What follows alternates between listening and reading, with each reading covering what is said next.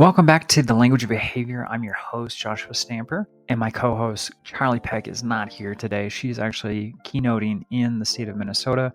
I'm going to be honest, I'm quite jealous because this is my home state, and I'm just bummed I don't get to have a conversation with her this week. However, this has been quite the whirlwind the last couple of days as we are thrilled to announce that The Language of Behavior, the book, has launched and is available on Amazon. And the resource was constructed because we heard so many times, Charlie and I, from educators asking this question and saying, hey, we're struggling with student discipline. We're just wondering how to address these challenging behaviors in a classroom and making sure that we have a system that's effective. So this book offers a ton of insights to help shift from a reactive discipline system to more of a proactive support system.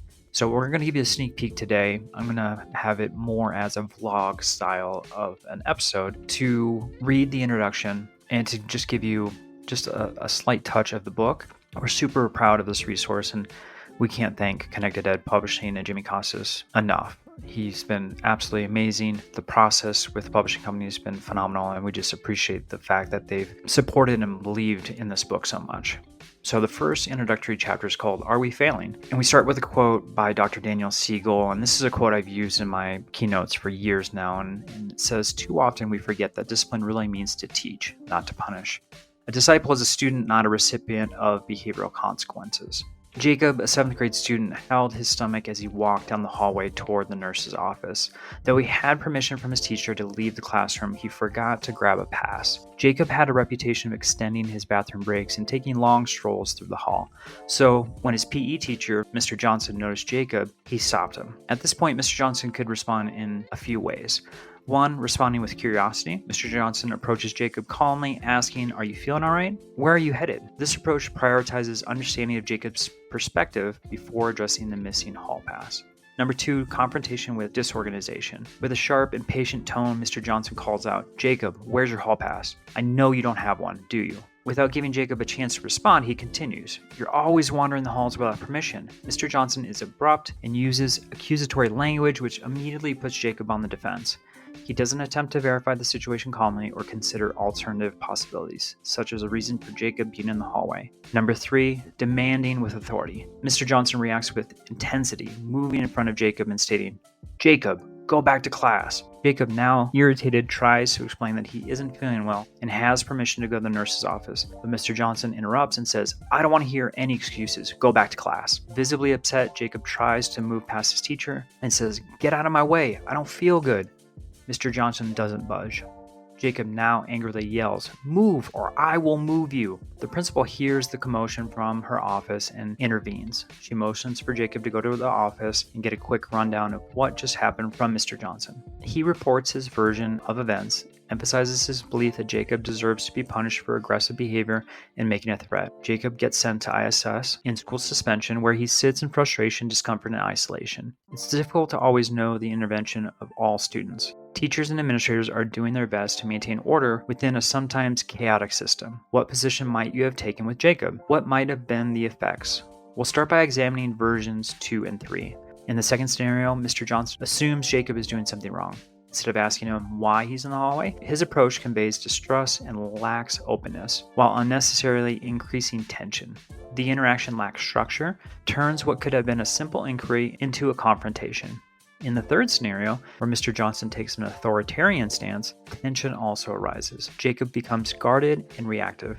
As a result, he is punished with a trip to the ISS room. This is the least productive response because Jacob felt unfairly treated. In his mind, he didn't do anything wrong, even though he did forget to obtain a pass from the teacher. When Mr. Johnson stepped in front of him, interrupted him, he felt backed into a corner and went into fight or flight mode. Ultimately, he didn't get what he needed and was left on his own without any guidance. Mr. Johnson was upset because Jacob was rude and non-compliant. He didn't believe the student received a harsh enough punishment for his actions, and now Jacob is apprehensive about going to his PE class, and there's a disconnect between him and his teacher. He feels targeted and misunderstood. And lastly, the principal was in a tough spot. She believed that Mr. Johnson was right to check for the hall pass, but wondered if he could have handled it better. Jacob did have permission from his teacher, but escalated the situation with Mr. Johnson. When he defied him and yelled, he crossed a line and needed to be reprimanded. ISS seemed like the only solution. No one was left feeling satisfied or happy in version 2 or 3, and more animosity occurred. So where would you rather end up? We're thinking you'd rather be in a position to help Jacob become a trustworthy, successful student and get his needs met. We know educators have the best intention and deeply care about kids, so responding calmly and with curiosity, the first option, is where we believe you'd rather be. This will lead to more effective outcomes and where connection remains intact. We're excited to share a simple framework in the next 3 chapters to help you navigate this and other common issues that pop up in our profession. We are optimistic about the future of education and know we can all work towards a more successful outcome for everyone. So let's get started. Regain trust in the system. Mistrust often occurs when we become reactive and use ineffective communication. Jacob could have had his needs met while receiving better guidance, and frustration could have been avoided altogether. Our goal is to instill trust within our school community. This is critical to student success and a thriving learning environment. Teachers need to feel supported when behavior issues arise. So how do we do that? Well, first, we need to remember that regardless of a child's age, it is inevitable that they will make poor choices at some point. So we ask, who is responsible for the student behavior? Are typical consequences for misbehavior working to improve student behavior? How do we effectively mitigate chronic behaviors such as avoidance, aggression, and noncompliance? When these questions go unanswered, we have confusion in the system and a cycle of mistrust. This compounds an already difficult process of working through student behavior issues. When we accept that we're all responsible for guiding behavior and commit to navigating issues with students in a more supportive way, we will significantly improve the system.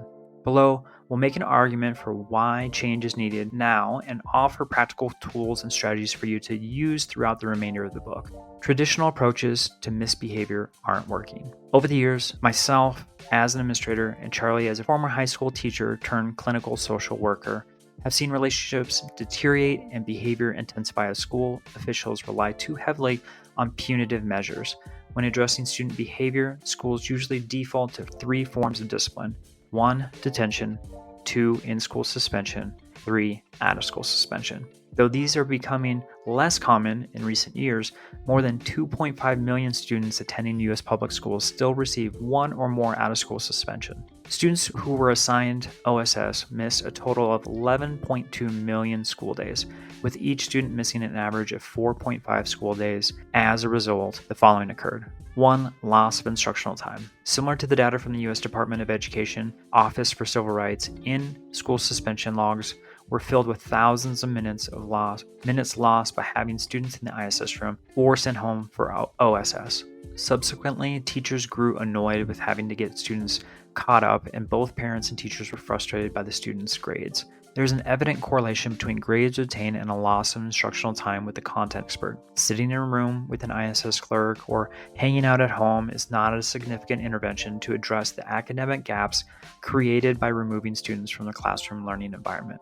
Band-aid fix. Suspending or removing a student may alleviate or decompress the situation for the short term, but doesn't equip the student with the essential skills to learn more appropriate behaviors that may have resulted in a better outcome. If the student doesn't possess the skill to work through adverse or stressful situations, punishment will not magically create a skill set to help them better manage themselves through a fear-based approach. Sitting in isolation simply doesn't solve the underlying problem, nor will it prevent the behavior from occurring the same way in the future. Lack of restoration. By sending a student to ISS or detention, we remove the ownership or fixing the destruction created by the student. Since every action has an outcome that impacts other people, the student may not realize how the behavior affected the person who felt violated.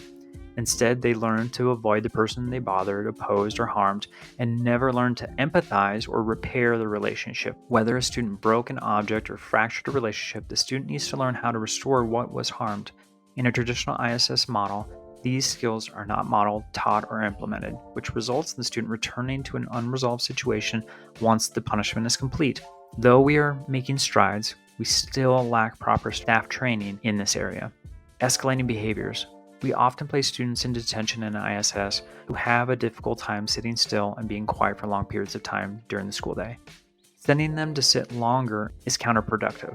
In addition to this challenge, once they are sent to ISS or detention, students feel even more disconnected and generate negativity towards the school, the staff, and possibly other students who help land them in this location. As a result, we may see escalated and poor behavior exhibited in detention or ISS, which leads to additional time assigned in these same settings. When students are placed back into the classroom afterwards without guidance, skills, reflection, and a plan, it's no wonder these behaviors reoccur and may look even more hostile the next time.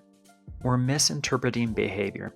In 2006, the New York Times shared an unfortunate story about a woman who wanted to celebrate love by having 2 Chinese characters tattooed on her left forearm with the translation, "One Love." 6 months after having the tattoo, a store clerk saw the tattoo and informed the woman the characters meant something totally different. The Chinese characters on her arm actually meant "love hurts." Dismayed, the woman immediately consulted some of her bilingual coworkers about it. Each coworker confirmed the tattoo was incorrect and translated to "love hurts." The woman immediately went to have the tattoo removed through a grueling laser process. This kind of misinterpretation is more common than we realize.